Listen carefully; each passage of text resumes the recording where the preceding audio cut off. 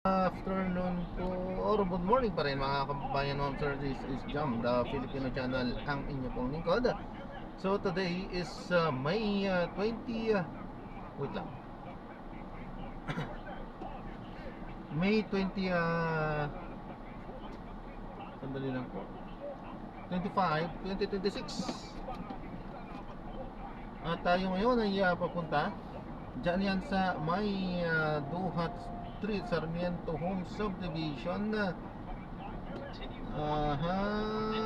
Dito yan sa may Luzon, San Jose del Monte, Bulacan. At dadalhin natin sa SM City, San Jose del Monte, sa may Tungkong Mangga, San Jose del Monte, Bulacan. Okay, magbabalik po tayo mamaya konti po pag nakuha na po natin sila. Disclaimer lamang po, ang content po natin ay kalsada at hindi ang passenger. Kaya naman, sakali man po na may marinig kayo mga pangalan ng lugar, pangalan ng tao, pangalan ng organizations, government o private man yan, ay wala pong kinalaman ng channel na ito at wala pong pinapatungkulan. At walang pinag-uusapan dito ay kung dito lamang po yan sa loob at wala pong pinapatungkulan sa labas. Magbabalik po tayo mamayang konti pag nakuha na po natin sila. Yan, makinig tayo ng mga nagbabagong balita at talakyan. Habang tayo papunta doon yan sa ating kanigan. In fairness, nag-glow may budget.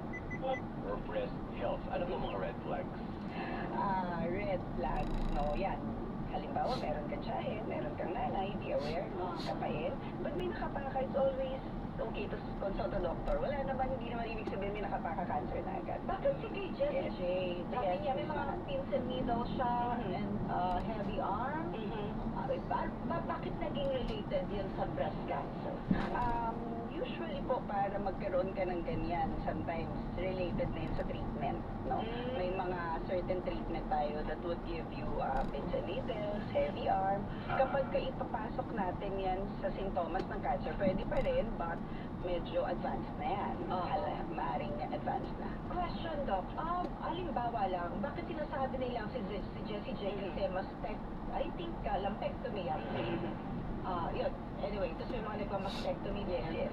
O stage 1. So parang cancer, di sila nag-chemo. Yes. Ba't sinasabing cancer-free na? Pero ba sasabihin na cancer-free na? Yes. Cancer-free, hindi mo kasi siya malilabel talaga na pathologically kung magano. But we can say that na wala na kapag ka nagpa-scan tayo, no? Halimbawa, ginawa early stage, natanggal na natin, no, inoperahan, wala nang natira, no? In-examine sa microscope, wala nang natirang cancer cells. Ibig sabihin, maaaring namatay na sila dun sa mga treatment that you've had before, no? And then, ginawan ka ng mga PET scan or imaging, at wala na. Okay po. Dr. meron po, pasensya naman. Meron Yes, po sure, sir. tanong dito si Annabelle. Doc, nagpatagal po ako ng bukol 2 years ago. Kaso meron na naman po ngayon. Ano po dapat mong gawin? Well, yun po, no, very important na huwag tayong bibitaw sa doctors natin, even if we are declared cancer-free, no? So, it's always important na, yes, cancer-free na ako, stage 1 lang ako, consult still, do your routine normal follow-up, timely follow-up, para ma-prevent yung mga posibilidad ng pagbalik. So, pag may pabalik, then, maaaring i-biopsy ulit, then we'll check if cancer ba talaga siya ulit, and then maaaring ulitin, maaaring tanggalin natin ulit, operahan, then we'll check kung siya pa rin yung dating nakuha sa'yo. Yung, Doc, meron din kasi ngayon na, although syempre, sana all to ha. Kasi pwede mo i-submit sa, I think abroad pa wala pa tayo nito. May mga certain test na malalaman mo yung recurrence rate. Kung ito ba ay 95% na yung recurrence rate or 15% lang, yung ganun. Yes. So, totoo rin ba to? Kasi yung iba nagbabayad ng 200,000, malaman lang yun. Kung babalik. Pero kasi merong na low in 25 years or 15 years, sinasabi doon. Meron po tayong mga ganyan. So, Meron na po sa Pilipinas? Wala pa po ata. Yes, oo. Meron tayong mga NGS, no, na makakaalam po ng mga certain high-risk mutants, no, sa ating low risk. Yes po, meron din tayo dyan na mga, marami po, it's very diverse. Yes, especially if we are considering kapag may edad na and maaari natin consider kasi hindi naman po lahat ng chemotherapy is the same time, there are side effects. There are certainly side effects. And maraming patient na ayaw. Dok, baka hindi kayanin ng mother ko, matanda na. Low stage, early stage, ay unresponsive daw sa chemotherapy. There are certain factors po. Meron tayong mga tinitingnan doon sa biology ng cancer that we would know if yung bukol mo is responsive or if yung bukol mo is maaring pwedeng oral lang. No? So yan po yung mga pinapadala natin abroad. We have that. We have Sana all pwede to. Yes, Para sa lahat medyo ng expensive Pilipino. pa siya talaga. Kasi, Oo. di ba, malalaman mo doon kung kailangan mo mag-chemo. Yes, Baka yes. minsan kasi hindi mo Yes, kailangan minsan kasi pwedeng overtreatment. Pwede tayong magkaroon ng ganyan. So, same lang naman din yung magiging outcome or maaring mag-benefit din siya sa mga less invasive treatments such as mga oral hormonal treatment. Yes, may mga ganyan But itong devices. test na to ay doon lang sa certain cancer mo. It doesn't mean na hindi ka nagkaka-cancer sa iba. Kasi sabi ultra low risk. Yes, yes po, no. So, pwedeng doon lang siya sa breast, pero meron din po tayong mga makitang genes, meron din tayong makita doon na mag-warrant sa atin na, maaring may chance rin siya for a certain colon or gastric that you would tell your patient na maaari din tayong magpantay dito sa mga Totoo yun ganito. ba yung mga test? Ngayon pwede, cancer screening. Meron pa iba. Meron Oo, po May tayo. mga meron. protein ba yun? Yung dito meron. Hindi po natin siya nilalagay sa recommendation as class 1 recommendation, but we can do that. Yun lang. Nandun pa siya sa mga inaaral pa. Inaaral, yes. Basic, oo. Yes, blood Pero test that will afraid, give you. Anytime na ba yan? Ang daming pwedeng test. Yes po. Yes, sa colon screening naman yan, important din yung colonoscopy. Kumbaga, podium lagi yan eh. Di ba? Ano ba top 3 yan, Doc? Na Still breast, colon and lung. Still breast, colon, and lungs. Afraid pa din. Pasensya na po sa term pumapatay po sa mga Pilipino. Panghuli paalala na lang po, Doc, Okay. din sa ating mga kapamilyang kaserbisyo. Last few messages po. Yes, so always, no, huwag po tayong matakot. Yan lang naman po yung mga usual na nakikita namin problema sa clinics, no, sa mga Filipino patients na pag tinanong mo, bakit mother umabot tayo ng pandemic pa niya nakapano, bakit natin pinalaki ng ganyan mother, no, or anong nangyari along the way, they're always afraid na malaman na ito yung bukol. So, magandang tanggalin yung anxiety, no, kung may nakapaka, kung may napansin kang kakaiba at alam mo yan, you know your body more than anyone. So, magpakonsulta lang. Alright, maraming salamat Thank you. po. Para po sa kasabing breast cancer awareness, Dr. Christine Quijada. Thank you for your service, Dr. and ingat po kayo. Thank you. Thank you, Sir Mix. Thank you. Ang oras po ngayong umaga, 11:38 a.m. Oras sa sa inyo ng Playtime Entertainment. Born for happiness. Magbabalik ang Servisyo Linya Corpus sa CCMM Radio Patrol 630. Mga balitang kumpirmado, sigurado, CCMM. Printing, kamusta po nung time na yun? Noong time po nung pandemic, syempre nung una talagang close ang mga business, diba? Parang yun yung unang-unang sobrang strict nila. Tapos after a month, akala nila mawawala ng quarantine, pero parang bumaba lang yung, naging general ba yun? Parang ganun. So, na yun, isang buwan kaming sarado. Nung parang pwede nang, parang general na yung dapat sa quarantine. Sabi namin, hindi pwedeng sarado kami kasi kawawa yung mga staff namin, walang pasok. So, tinry pa rin talaga namin mag-operate. So, bahala na kung may magpapagawa, and nagulat kami, meron. Kasi po kahit na walang basketball sa Pilipinas, meron po sa ibang bansa. Hindi tumigil. So, may mga mostly international yung mga clients namin, and nag-produce kami ng face mask, ng mga customized face mask. Kumbaga, inalam namin kung ano ba yung mas kailangan ba ng mga time na yun.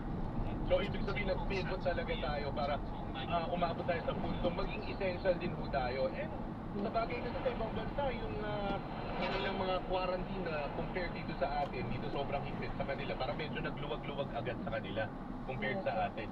Now, kamusta naman na ho ang ating takbo ng negosyo right now compared ng mga dating panahon and knowing na even social media, napaka-active ninyo. Kamusta naman ho tayo? Okay po kami ngayon, lalo na mas pinagiligihan namin na maging formal, and lalo si Justine, nag-aaral pa siya ng more on marketing, lagi siya nag-a-update kung ano yung bago. May time nga na pag may bago siyang alam, sinasabi niya, oh, ito, bago to. Sabi ko, sige, kaya mo na yan. Kasi ako, focus naman ako sa ibang bagay. Kumbaga, tulungan kami. Kasi mahirap kapag isang tao lang, tapos loaded ka na sa workload, sa information. So, maganda kapag mas madami kayong nag-iisip. Sir Justin, napansin ko you're very, very good sa pagmamarket sa inyong social media site. Ano yung saan mo nakukuha yung inspirasyon bukod kay Ma'am Kirsten? Saan mo nakukuha yung inspirasyon para maialok ng maganda at tama itong mga produkto ninyo, and knowing na ang gaganda naman din talaga? Ano yung mga techniques na ginagawa mo? Siguro more on yun, lagi kami nagbe-brainstorm. Tapos syempre parang natural na lang din kasi kapag palagi mo siyang ginagawa. So ayun, talagang more on research lang din tuloy-tuloy. May mga groups at saka sa YouTube, yan. Natututo ka rin eh, kaya talaga maganda everyday. Meron kang natututunan na kina-apply mo. Saka pinaka number one inspirasyon ng mga anak. Ayan. So, kung sumami anak namin, parang mas kailangan namin kumayod. Ilan na ho ba kids ninyo, ma'am, sir? Tatlo na. Tatlo, oo. Siyempre, kailangan talagang kumayod. Sa hirap ng buhay ngayon, talaga todo kayod tayo. Pero, kamusta yung mga bata? Pag nakikita nila kayo na ito yung ginagawa ninyo, si Daddy nagpo-promote sa social media, anong mga reaksyon ng mga bata?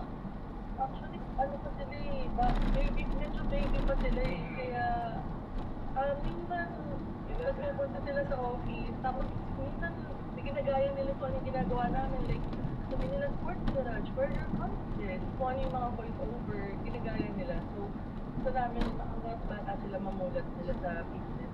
Ayun. So, that's good kasi actually, kapag yan na nakikita nila, araw-araw nila na nakakamulatan, hindi na kayo mahugulat, meron na kayong mga katulong na akaagapay ninyo na magpapatakbo nitong negosyo. Now, bilang mag-asawa, ano ba yung mga maituturo ninyo sa mga mag-asawa din na nagbabalak din kung magtayo ng kani-kanila ng negosyo? Kailangan pa, usual mag-asawa, pa rin naman, kailangan magbibigayan kayo. Oo. Parang naiyak ako sa question mo. Kasi totoo lang po, napakahirap. Yun ang masasabi ko, napakahirap pagsamahin yung negosyo at pagiging mag-asawa. Kasi hindi naman yung katulad ng yung iba, yung ibang couple, may trabaho sa iba, may trabaho sa iba. Hindi nila na-absorb masyado yung problem ng isa kasi magkaiba kayo ng environment. Eh kami, matutulog ka na lang, iisipin mo pa kung sa negosyo. Parang walang oras, 8 hours. Tapos may time na, syempre, may differences yung mga tao, misunderstanding. Ito may punto, hanggang sa hindi matanggap ng isa. So, hindi mo talaga hindi maiiwasan na may argument. Pero at the end of the day, syempre, laging Siyempre, mag-asawa no? Now, ikaw, Sir Justin, baka may dadagdag ka? Well, yun lang naman. Pero talaga magbigayan. Saka, mag-expect niya yung challenge diba? At saka yung decision making mas mahirap kasi bukod sa kasi kailangan pag magne-negosyo ka, sa totoo lang, emotional ka, hindi ka emotional. dapat stable yung emotion. Dapat hindi ka basta-basta na dadala sa puso ng damdamin. Pero since challenge nga yun. So, challenging. Yan ang sabi ko sa'yo. Very challenging, but sabi nga nila sa mag-asawa, hindi pwedeng walang challenge.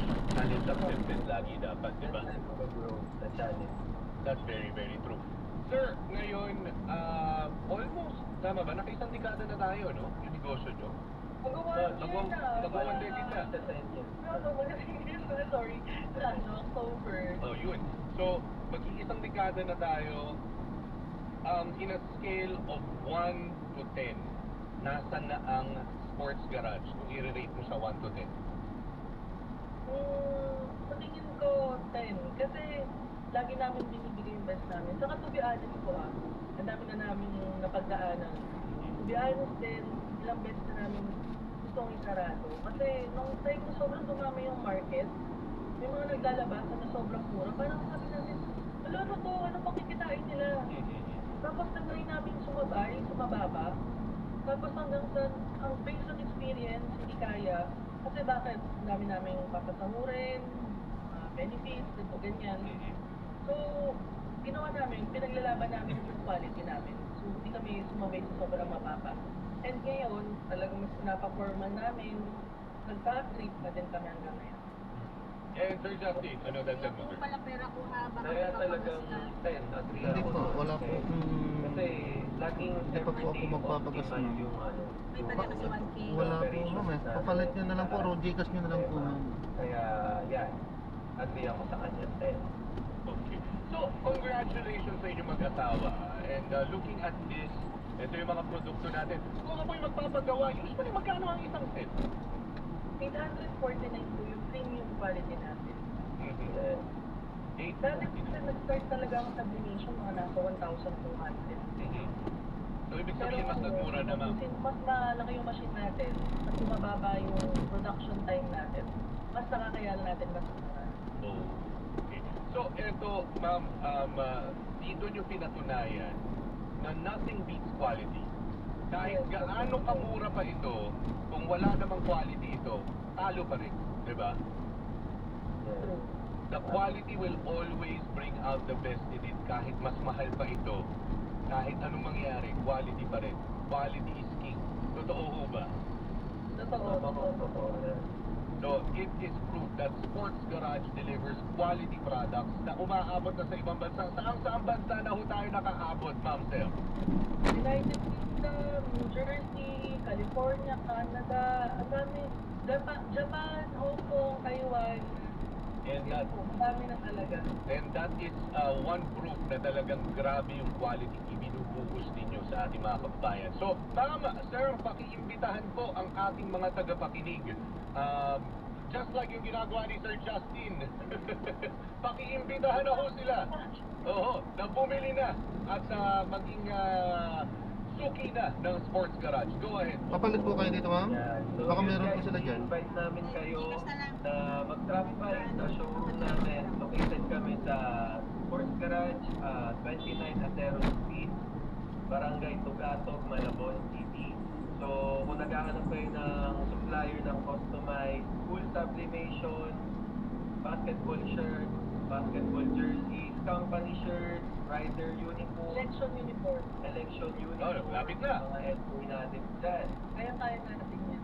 Yan. As low as 349 pesos, meron na po tayong jerseys na full sublimation. And Ma'am Christine, baka may dadagdag po tayo. Ano pa ba? Well, kung malayo kayo sa Malabon, walang problema kasi meron tayong Sports Garage Luzon at ATM. And marami tayong mga reseller, mga agents. And mas may marami mga kabayo. Ini po yan ang isa sa mga kaanak ng nawawala. Ang sinabi ng otoridad na hindi ibig sabihin na may nawawala ay nasa loob na ito ng bumuhong gusali. Ito ang super balita sa tanghali nationwide. Pangulong Bongbong Marcos pinatitiyak na matutulungan ng DSWD ang mga apektado ng bumuhong ginagawang gusali dyan sa Angeles City, Pampanga. Manibaga sa detalye, Mani. Nagtutubo rin ang Pampanga sa Gobernador Gusali Rex Gatchalian para alamin ang lagay ng mga apektado ng bumuhong itinatayong gusali. Ito ayon kay Gatchalian ay inahalin ni Pangulong Bongbong Marcos na hindi masusuportahan banda ang pamilya ng mga nadamay na construction workers. Inamin ang dating na wala pa siyang impormasyon sa lagay ng mga nadamay na magkagawa pero kanyang piliyak na tutugunan nila ang inisyal na mga kailangan ng pamilya ng mga apektado. Ang na unang gagamitin ayon kay Gatchalian ay ang boto para sa yung assistance individual in such situation. Ito raw ay para naman may magamit sila sa pang-araw-araw habang hinahanap pa ang mga nawawala nilang mahal sa buhay. Ang Manny Marcos ng GMA sa radyo Manitang po. Super balita sa tanghali nationwide. Ang DSWD tinutulungan na mga pamilyang nakatira at inilikas. Sabi ko number mo po yan. Angeles City, Pampanga. Okay. Balit ang Opo. katinihalan katusalan. Tinututukan na ng Department of Social Welfare and Development of Sir, yun na po. pangailangan ng ilang mga Sige, pamilya Pilinan. na naapektuhan. 094 Like the Department of Interior and Local Government o DILG, si Father Paul Sarabia. Advisor Diyan, ng pamilya ng EJ Yes po. sa ilang bahagi ng Quezon City. Ayon kay Sarabia, umaasa sila na agad na maisisilbi ang hustisya. At Sila makasama mag-20. ng Senador Ronald Bato de la Rosa at Ano ba? Senador Bongbong kay dating Pangulong Rodrigo Sige po. Duterte sa the Netherlands. Nakukulangan na talaga ng buwan sa aksyon ng DILG sa pagpursue yung police natin ng mga suspect na drug addict. Yung daw institution kami sila mag-abot. Pero ngayon, hindi sila makakulabot. Yun po yung magdamo po sa akin ng Department of Crime. In 50 meters, turn left onto Acacia Street. Para mahanap na ng mga talaga. Pinahinabayan ni Senate President Alan Peter Cayetano noong isang araw na buhay ang drug war ng Administrasyong Duterte.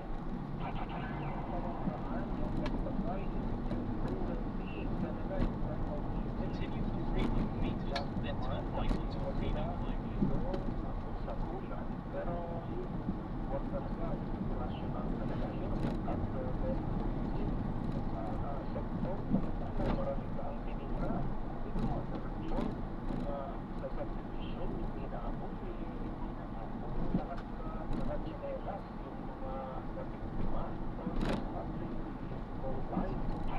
Tingin din ni Father Sarabia na hanggang sa ngayon, ramdam pa rin ang pamilya ang mga biktima ng drug war ang epekto nito.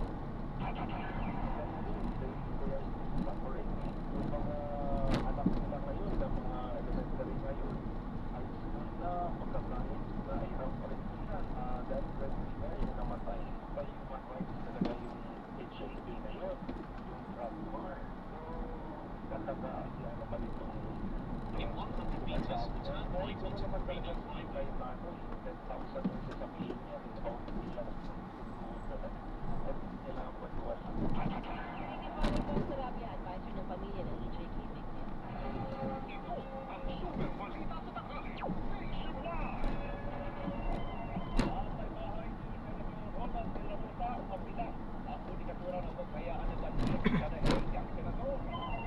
In 80 meters, turn right. Umapilaan sa kanila ang asawa ni Senador Ronald de la Rosa na huwag pumayag ng madalang affair sa debate kung saan naroon ang tulungan ng International Criminal Court sa kanyang Facebook post. Pinisigi ng Nancy de la Rosa sa diktatura ng magiging sensitive sa pagdadala sa kanyang request sa ibang bansa at pagpipigil sa bawat Pilipino na magpipigil sa politika. Inaan na ang pagbibigay ng permiso ng diktatura na voluntaryo grupo ang kapwa Pilipino sa ibang bansa ay pag-aari ng Pilipino at hindi po na walang kapayanan na hawakan ng ganitong kaso kaya kailangan Sarili na ng parkingan nila. Pwede namang isang parking lang sila sa tawag sa kanila, irresponsible mga driver. Sa amin nga eh. Alam nang may lumalabas na sasakyan, kabila yung nakapark na walang pasok. Kami emergency doon, hindi ko makakatakbo.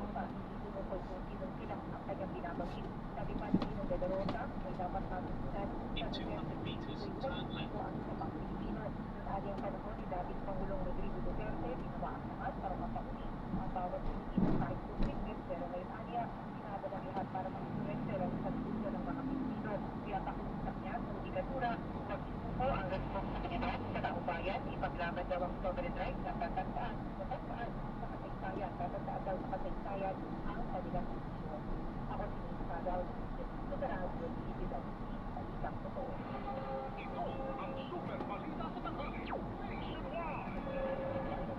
Nawagan naman si Senator Ivy Marcos kay Senate President Alan Peter Cayetano para buksan na ang Senate Blue Ribbon Committee para maipagpatuloy ang investigasyon sa katiwalian sa flood control project. Sa kanyang social media post ukol dito, nakatag si Senador Pia Cayetano, isang Senate President, at Pwede kayo dito, ma'am? ng bagong Senate In 100 meters, turn left. bilang chairperson ng Senate Blue Ribbon Committee. Ipinanawagan ni Marcos sa Senate President Ayun lang. na tanggalin Hindi yata pwede, ma'am. Pwede. May mga bantay po. Na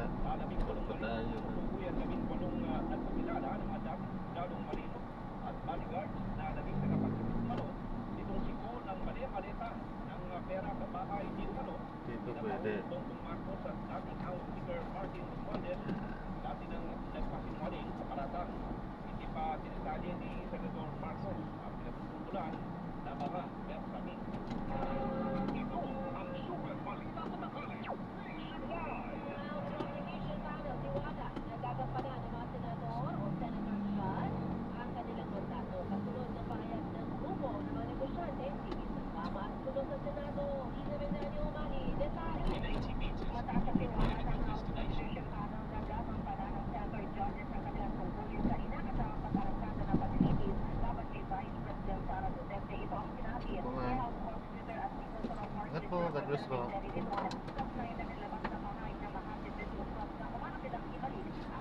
Ayun, nasarap na natin sa mga. Salamat po sa panonood hanggang sa muli po rin at God bless.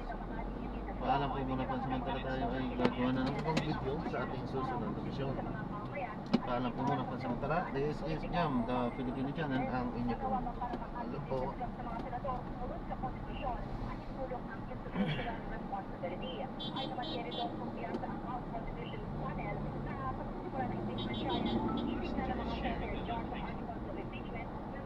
Ay, patay tayo dyan. Baliktad na naman.